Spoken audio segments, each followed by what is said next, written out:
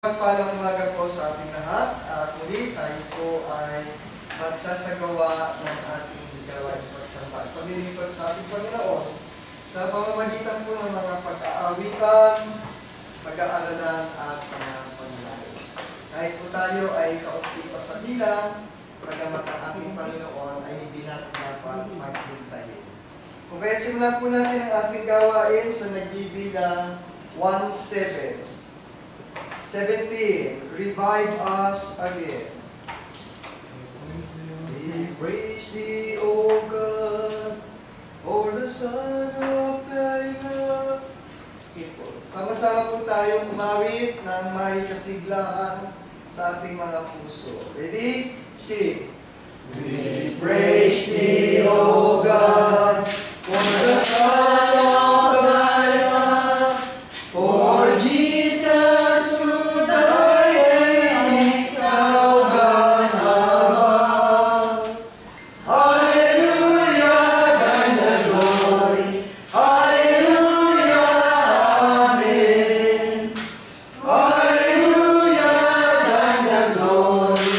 Revive us again. We praise thee, O God, for the Spirit of life, who has shown us our Savior and scattered our light. Hallelujah, thine the glory. Hallelujah, amen. Hallelujah, thine the glory. Revive us again. All glory and praise to the Lamb that was slain, who has borne us our sins and has cleansed every stain. Hallelujah, thine the glory. Hallelujah, amen. Hallelujah, thine the glory. Revive us again. Sunod po natin ang nagbibilang number 13. 1-3. Wonderful words of life. Sing them over again to me. Wonderful words of life. Ay positonado. Hindi po tayo nagpupuri sa ating Panginoon.